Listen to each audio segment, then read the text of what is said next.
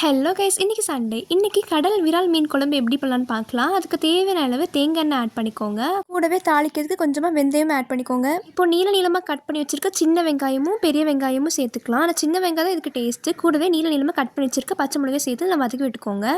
இப்போ தேவையான அளவு பூண்டு இஞ்சிலாம் போட்டு நல்லா இடித்து எடுத்துக்கோங்க. அதையும் இது கூட சேர்த்துக்கலாம். இந்த ரெசிபிக்கு இந்த மாதிரி இடித்து போட்டாலும் நல்லா டேஸ்ட்டாக இருக்கும். இப்போ நல்லா வதக்கி விட்டுக்கலாம். இப்போ மீடியமாக கட் பண்ணி வச்சுருக்க தக்காளியும் சேர்த்து நல்லா வதக்கி விட்டுக்கோங்க. இப்போ மசாலா எல்லாமே ஆட் பண்ணிடலாம். 2 ஸ்பூன் மிளகாய் வத்தல் தூள், 2 ஸ்பூன் மல்லித்தூள், அப்புறமா 1/4 ஸ்பூன் மஞ்சத்தூள் போட்டு நல்லா வதக்கி எடுத்துக்கோங்க. இப்போ கரைச்சி வச்சுருக்க புளி தண்ணியும் இப்போ ஆட் பண்ணிக்கலாம். தேவையான அளவு கல் உப்பு சேர்த்து நல்லா வதக்கி விட்டுக்கோங்க. எண்ணெய் பிரிஞ்சு வரது வரைக்கும் நல்லா கொதிக்கட்டும். கொதிச்சு வந்தோன்னா நம்ம வச்சுருக்க மீனையும் ஆட் பண்ணிக்கலாம். மீன் ஆட் பண்ணி முடிச்சுட்டு லாஸ்ட்டாக கொதி வந்தோன்னா நம்ம வச்சுருக்க மல்லிக்கீரை கருவேப்பிலெல்லாம் போட்டு இறக்கி வச்சிடலாம். இந்த ரெசிபியை சுட சுட சாதத்து கூட வச்சு சாப்பிட்டு பாருங்கள். கூடவே ஒரு பொரிச்ச மீன் வச்சுக்கோங்க. டேஸ்ட்டை வேறு லெவலில் இருக்கும். கண்டிப்பாக ட்ரை பண்ணி பார்த்துட்டு எப்படி இருக்குன்னு சொல்லுங்கள். வீடியோ பிடிச்சிருந்தா லைக் பண்ணிடுங்க. பாய்.